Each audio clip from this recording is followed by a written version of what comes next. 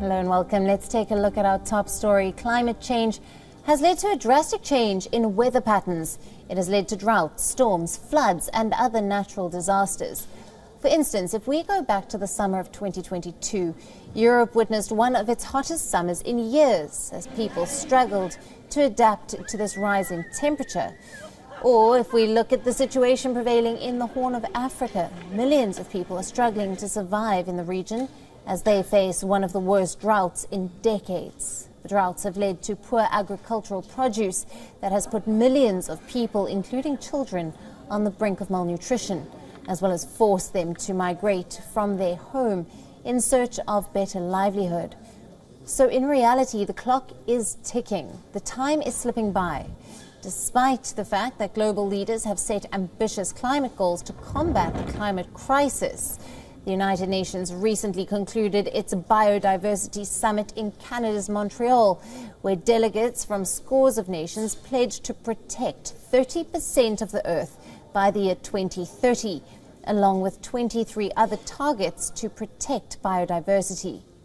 While in November, the climate conference, or the COP27, was held in Egypt, where scores of nations agreed to lower the rise in global temperature by reducing their emissions, as well as agreeing to make a loss and damage fund that will help the so-called poor and developing nations to combat the wrath of climate change. But are these promises of any use? Greenhouse gas emissions are still on the rise. Crippling heat waves have become the norm. Global temperatures in 2023 are set to be among the hottest on record, and the Earth's sixth mass extinction has already begun. So where are we headed, and is it time to give up on the Paris Climate Agreement, where scores of nations agreed to limit the Earth's global temperature to 1.5 degrees Celsius? Worldwide, countries and companies have committed to eliminating their net greenhouse gas emissions by a particular date, for some as early as 2030, and to achieve net zero targets. It is not just limited to restrict global warming to the Paris Climate Agreement's goals of 1.5 degrees Celsius, but it is the path to net zero emissions that makes all the difference.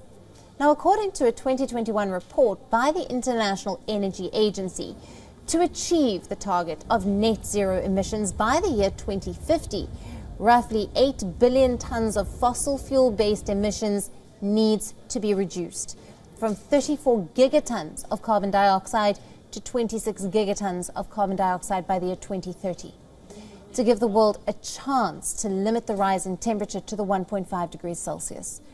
Moreover, to achieve this, emissions would have to decline by at least 5.8% per year. If we look at the last 40 years, there has been a downward trend in the global carbon emissions, but it has been nowhere near the required percentage of 5.8% per year. At an average, the carbon intensity just fell by a mere 1.3% per year. So there is an urgent need to reduce the emissions, and that needs to be done urgently. Now, of course, that is easier said than done, as the world economy comprises of more than 180 countries with different cultures, political systems, but there are ways to simplify the challenge. Half of the global greenhouse gas emissions come from just 7 economies: China, the United States, the European Union, Japan, India, Canada, Australia, and Russia. The G20 economies account for 70%.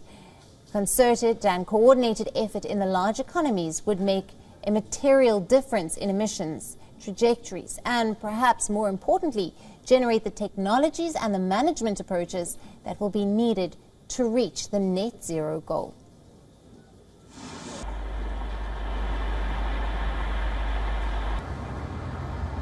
WION, now available in your country. Download the app now. Get all the news on the move.